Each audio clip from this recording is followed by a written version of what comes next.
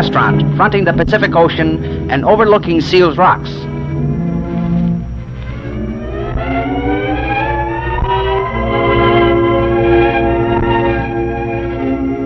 A ride on the newly installed SkyTram should be included in the tourist itinerary.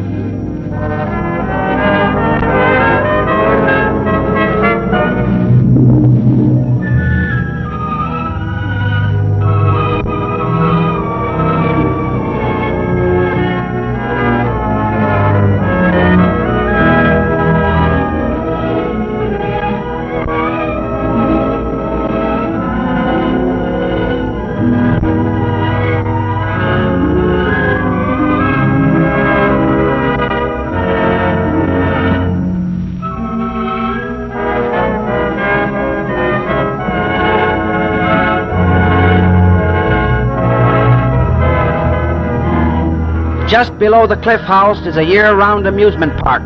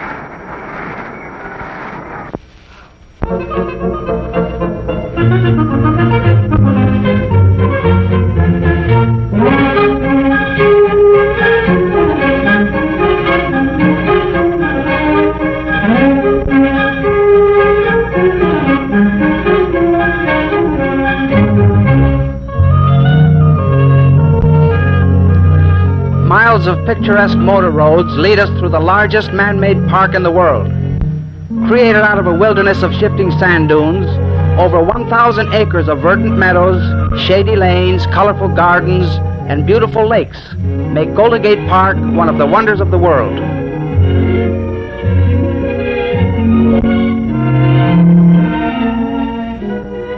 In a centrally located area of public buildings stands the De Young Museum, visited by more people than any museum in the country. A fascinating collection of fish and reptiles from all over the world are displayed at the Steinhardt Aquarium. Within this block-long conservatory is a veritable paradise of rare tropical plants.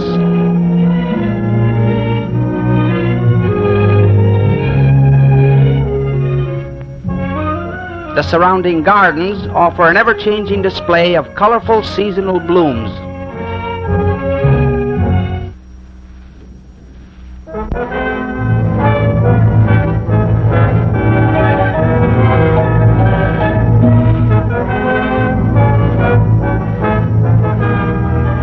In the exquisite Japanese tea garden, exotic pagodas create the atmosphere of the Far East.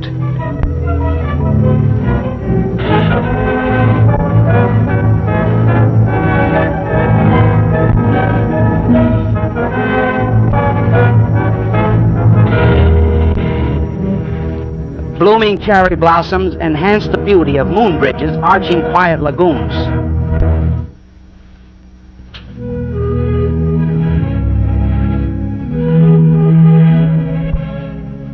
Scattered throughout the park are numerous lakes with their colorful waterfowl.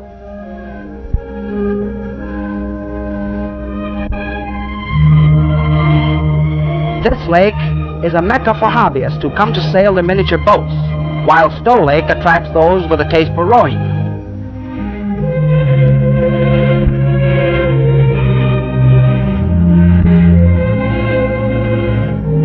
Rising from the center of this lake is a rugged island with its plunging waterfall.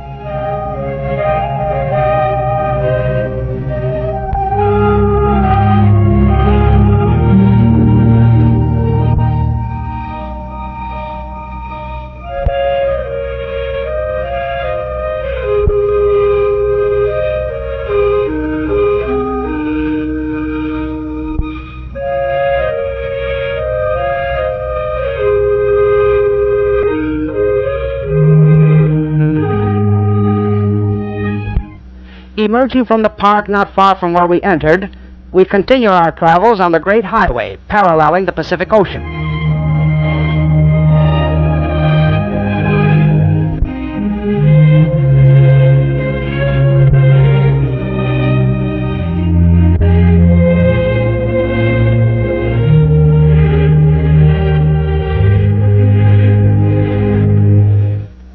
Of course, no tour of San Francisco is complete without a visit to the zoo.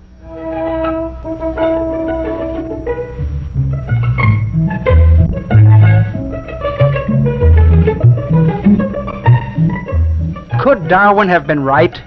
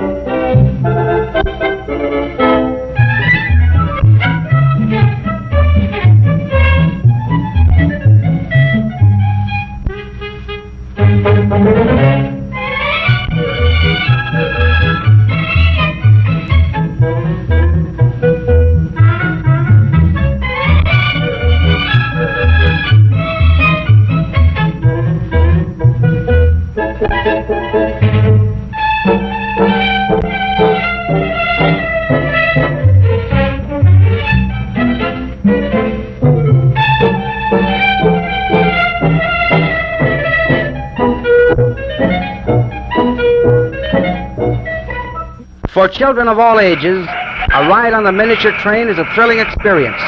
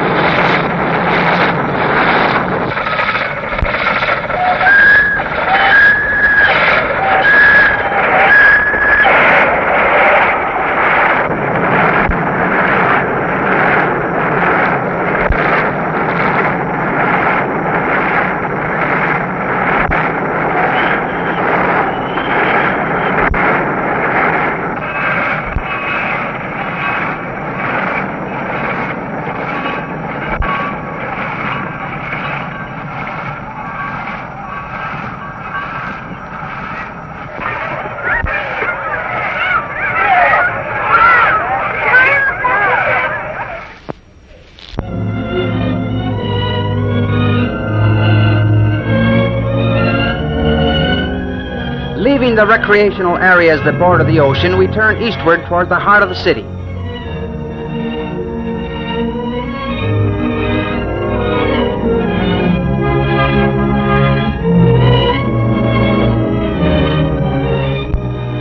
In the center of the city rise San Francisco's famous Twin Peaks.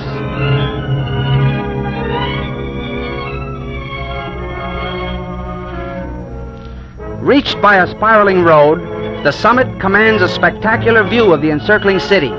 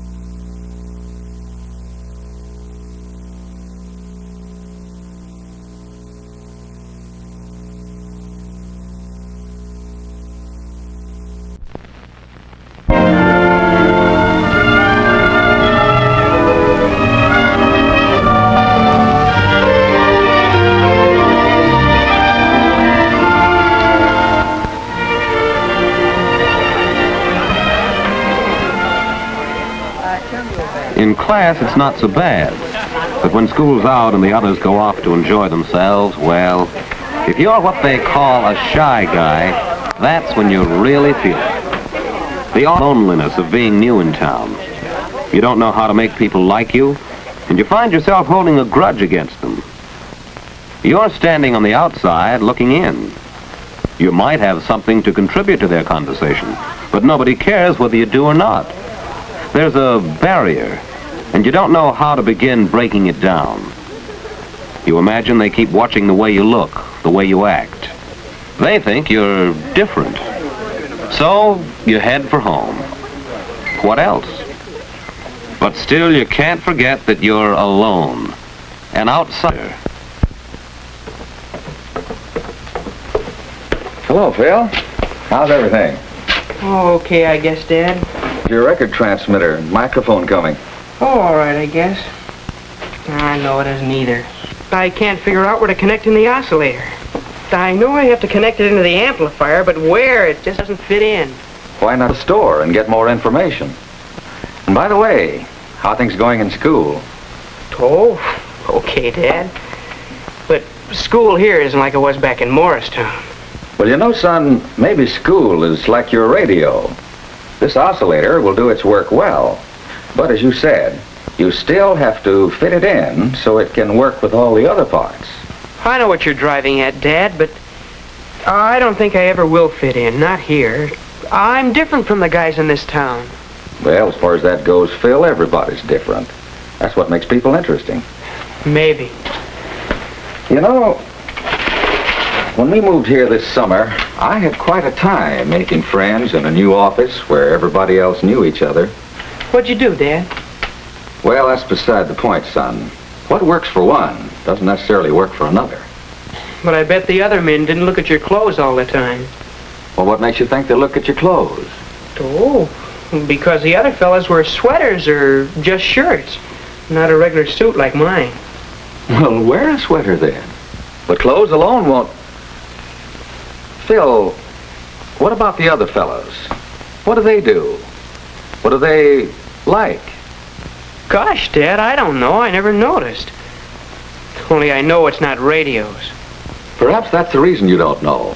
You don't notice what the others are interested in. Why not try to find out? How, Dad? Well, you might try watching, listening. Pick out the most popular boys and girls in school and keep an eye on them. Try to figure out why people like them. Not that you'll ever be just like any of them, but you might learn something. Well, see you at dinner.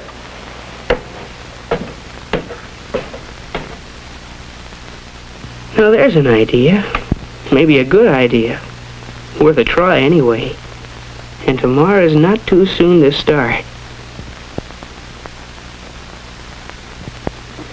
Pick out the most popular boys and girls in school and keep an eye on them.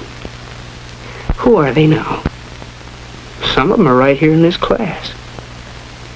Andy McIntyre, for instance. People like him, all right. Chick Gallagher rates high in popularity, too. There's Jane Davenport. She's popular with boys and girls. And Jack Gilbert. What's he got that makes people like him so much?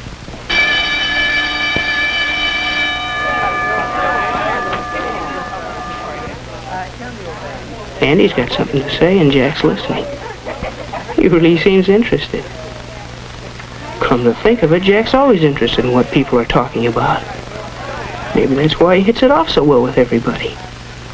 Anyhow, Andy thinks he's a great guy. No, that's too easy, just listening.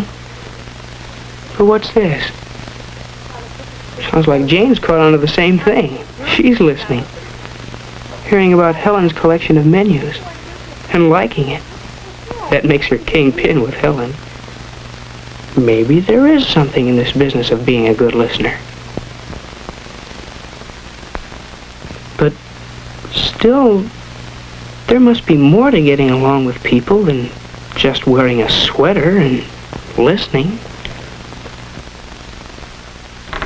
A good listener. But what's this? talking about radios. That's right down your alley.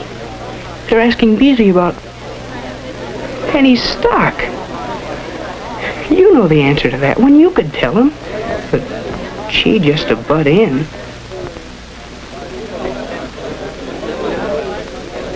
Beezy's still stuck. He really needs help. Help. That's it. An offer of help. That's welcome anywhere. It's not hard to fit yourself into a conversation. A mention of a similar problem in connection with the record player. They're interested in that record player. They are interested in that shy guy. They know he's alive now. And strangely enough, he's just discovered that they're alive. Of course they'd like to see the record player. Of course they'll come over. Tomorrow afternoon. I just have to do a little more soldering and connect the oscillator into the amplifier and everything will fit in. Oh, Phil, could you have it ready by next week and bring it over to my house? I guess so. Some of the gang's coming over Thursday night, and we could have a lot of fun with it. You will come, won't you? Well, one shy guy is on his way. Not that his worries are over. He'll still have his moments of doubt, of hesitation, of fear that he might do something wrong. But he can face these problems now because he knows that he's not really different. And while he's discovered only a few of many ways to overcome shyness, he's discovered that it can be done. And that's the main thing, isn't it?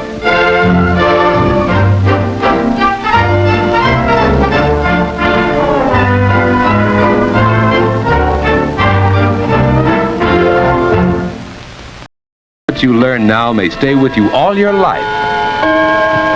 All right, children. It's time to get ready for bed. I'm almost through with this chapter, Mother. It's time for bed, Susie. You go right to sleep now. Getting ready for bed at a regular time is one of the most important habits you can learn. A quiet hour or two before bedtime is part of this habit. It makes you feel relaxed and sleepy, ready for bed.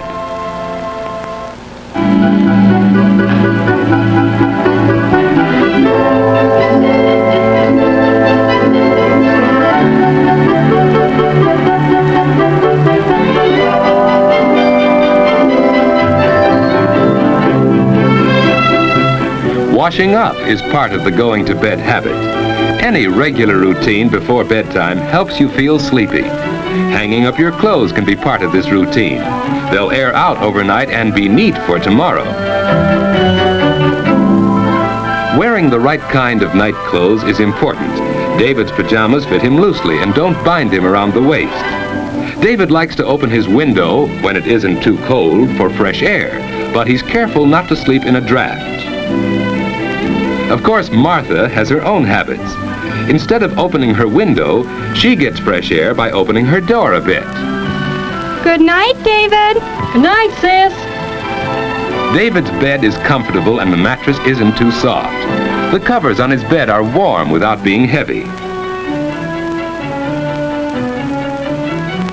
And so David's ready for bed at just about the usual time. Of course, he sometimes stays up later, but that doesn't happen often enough to change his going to bed habits.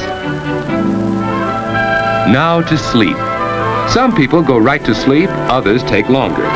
Because David has regular sleeping habits, he usually drops off very quickly.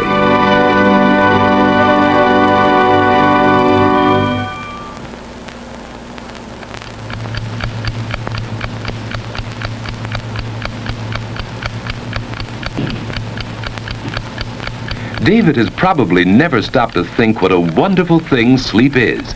In sleep, the muscles of the body are relaxed. It's the most perfect way to relax that we have.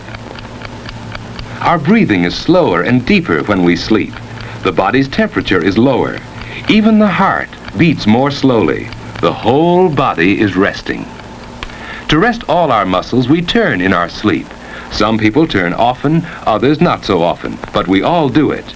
It's a normal part of sound, healthy sleep. Dreams are normal too. Often they're suggested by things around us while we sleep.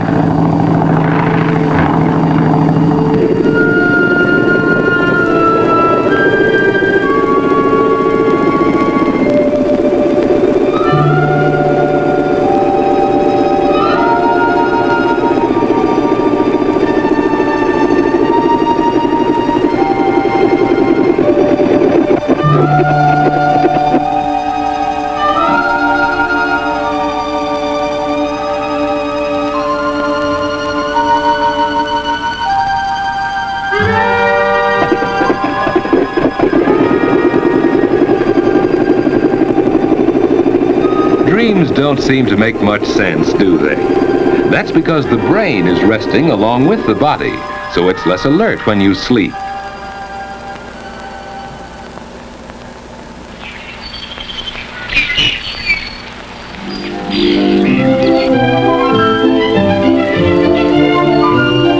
After a good night's sleep, you usually wake up easily and naturally.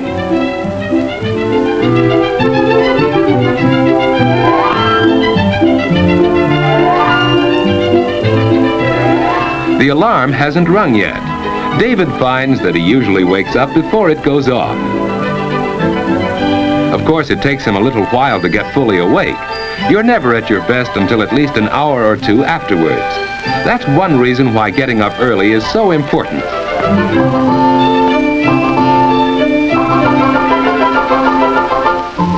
There's plenty of time for breakfast, too. Breakfast is an important meal that shouldn't be missed. If you usually go to bed early enough, you usually wake up early, too. You can start the day in a pleasant, unhurried way. It's more fun for you that way, and more fun for the rest of the family, too. The only way I know of finding it is to drill.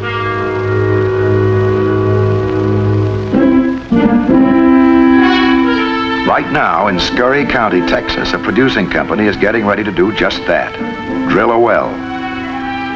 They're moving their rig into a territory where they know oil has already been found, but that's no guarantee that this particular well will come in. They still have to gamble equipment, supplies, men, and time, just on the chance of striking oil. Today, as men drill deeper and deeper to find the porous, oil-filled rock, a single well can cost up to $1 million.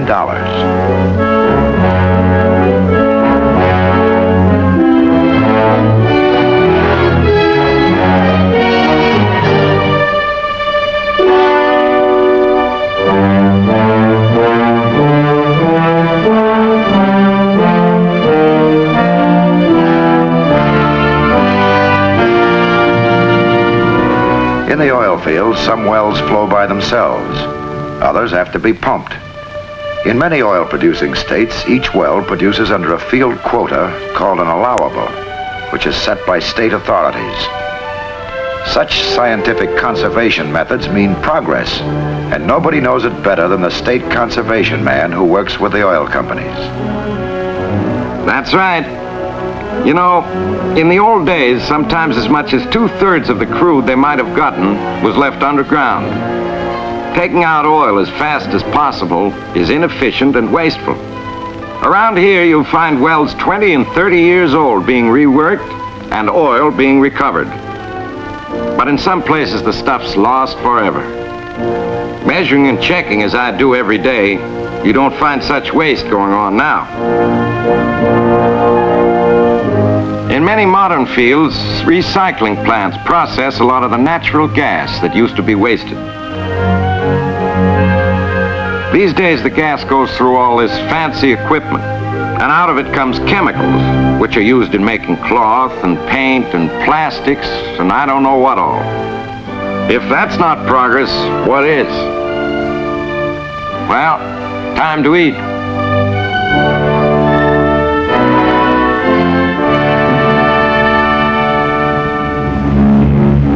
It's mealtime in the air, too. The airline passengers settling lunch trays in their laps can look down on the very farms that feed them.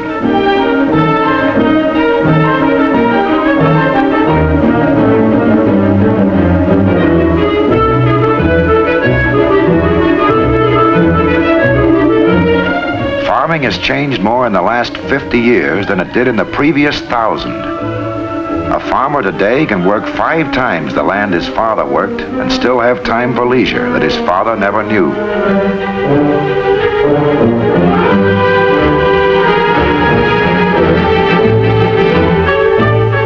The petroleum that runs these modern hired hands has not confined progress in farming to the fields. Life is easier for the farm wife, too. For one thing, her woodpile is a thing of the past. To do her cooking and heating today, she can have liquefied petroleum gas delivered to the house by a local dealer.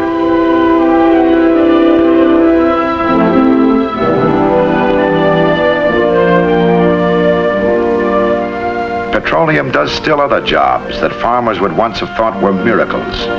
Petroleum derivatives kill insects and plant diseases, speed the ripening of fruit, and preserve it on the way to market. Today, a farmer can fight the odds of nature instead of giving in to them. Each hour of the day, our oil-thirsty nation demands over 10 million gallons of petroleum products. Between these and the raw material from which they come, there has to be a factory.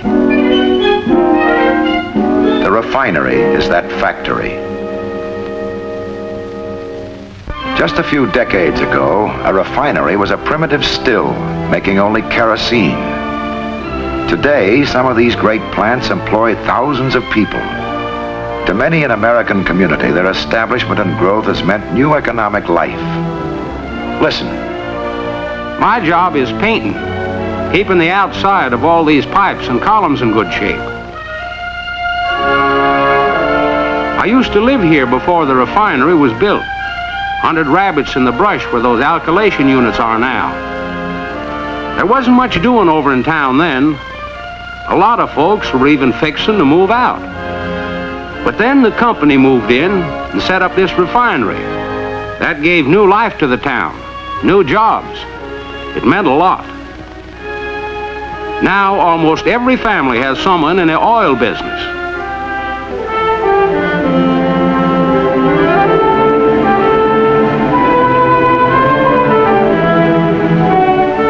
You know, every day a lot of oil products move out of here. All the time I'm at work, there's one jobber's truck after another coming in to get filled up.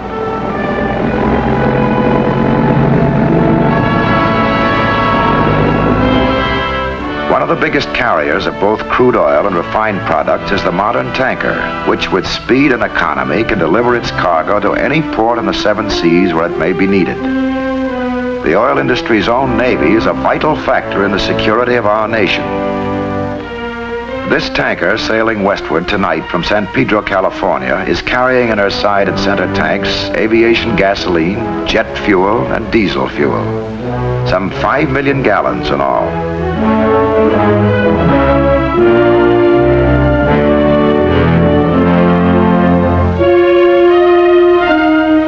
While the tanker is loading in California, a barge filled with home fuel oil has just left a refinery in Louisiana and is heading slowly upriver for the docks of an independent distributor.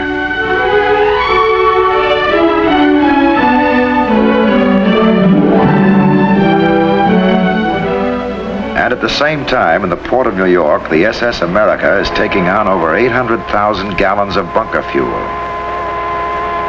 Since petroleum provides the power for both our ships of peace and for our ships of war, oil power means sea power for our nation. Power for the sea is also power for the land. More than any other country in the world, America is a nation on wheels.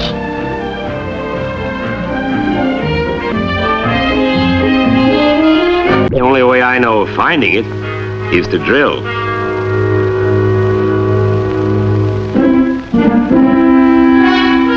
Right now in Scurry County, Texas, a producing company is getting ready to do just that, drill a well. They're moving their rig into a territory where they know oil has already been found, but that's no guarantee that this particular well will come in. They still have to gamble equipment, supplies, men, and time, just on the chance of striking oil. Today, as men drill deeper and deeper to find the porous, oil-filled rock, a single well can cost up to $1 million.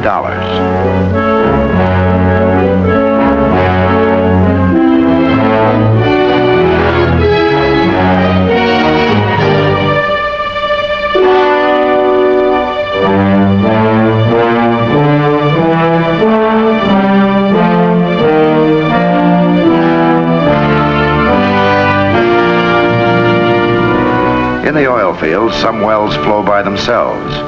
Others have to be pumped. In many oil-producing states, each well produces under a field quota called an allowable, which is set by state authorities.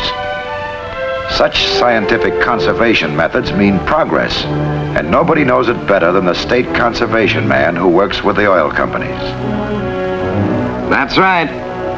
You know, in the old days, sometimes as much as 2/3 of the crude they might have gotten was left underground. Taking out oil as fast as possible is inefficient and wasteful. Around here, you'll find wells 20 and 30 years old being reworked and oil being recovered. But in some places, the stuff's lost forever. Measuring and checking as I do every day, you don't find such waste going on now. In many modern fields, recycling plants process a lot of the natural gas that used to be wasted. These days, the gas goes through all this fancy equipment, and out of it comes chemicals, which are used in making cloth and paint and plastics and I don't know what all. If that's not progress, what is? Well, time to eat.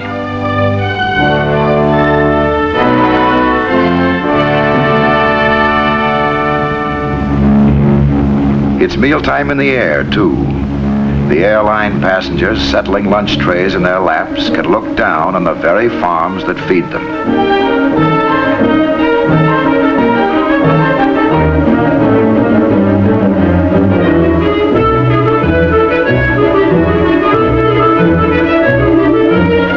Farming has changed more in the last 50 years than it did in the previous 1,000. A farmer today can work 5 times the land his father worked and still have time for leisure that his father never knew.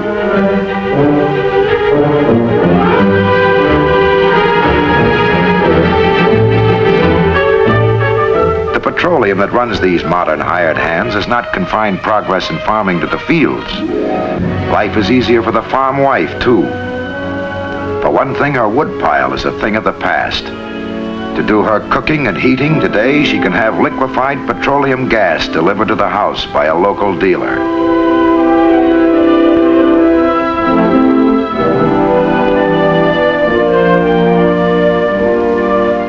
Petroleum does still other jobs that farmers would once have thought were miracles. Petroleum derivatives kill insects and plant diseases, speed the ripening of fruit, and preserve it on the way to market. Today, a farmer can fight the odds of nature instead of giving in to them. Each hour of the day, our oil-thirsty nation demands over 10 million gallons of petroleum products. Between these and the raw material from which they come, there has to be a factory. The refinery is that factory. Just a few decades ago, a